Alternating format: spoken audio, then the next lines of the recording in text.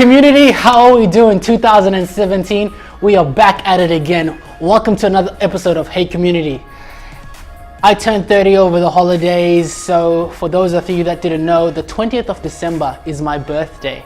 And it's amazing what comes with older age. Not old age, older age. A lot of my friends started asking me, when are you going to buy a house? When are you going to buy a house? When are you going to buy a house? And look, I can understand the excitement. Buying a house is exciting. Buying an apartment is exciting. The thrill of the hunt, the thrill of the hunt. Looking at those, going to those inspections, looking at the houses, dreaming of the furniture, driving to IKEA. I know you're IKEA. I know what you do. I know what you do to us. Driving to IKEA to look at the furniture and dreaming of your house. But we're in the industry of body corporate management, and it's really important that you consider a few things before buying a house that's in a body corporate or like an apartment. And I just wanted to have a quick chat to you about them. So here we go. Number one, before you sign that contract, make sure you have a copy of the bylaws in the body corporate. And you're wondering, what are bylaws?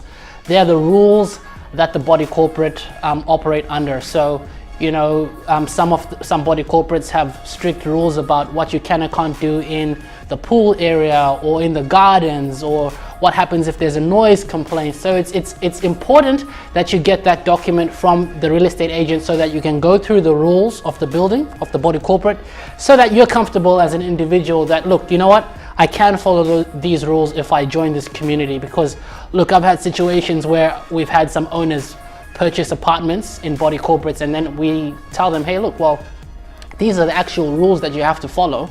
And they look at me and think, what do you mean? And I'm like, well, yeah, these are the rules. These are the bylaws of the body corporate, so you got to follow these rules. And they had no idea. So get a copy of the bylaws.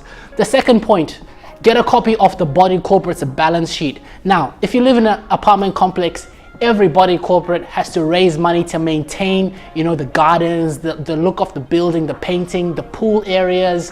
They have to pay the caretaker as well to service that property. So make sure you get a copy of the balance sheet, because it's going to show you how much is in the bank account to do the property maintenance and to upgrade the building. And the reason why I'm saying that is, for instance, if you signed a contract and you started living in a body corporate or in an apartment complex, and there's no money in the bank and they have to do painting, guess what? It's coming out of your pocket. You're going to get hit with a massive bill to say you got to contribute to the painting of this building, because every owner shares that responsibility. So make sure you get a copy of the balance sheet and understand how much is in the body corporate's bank account.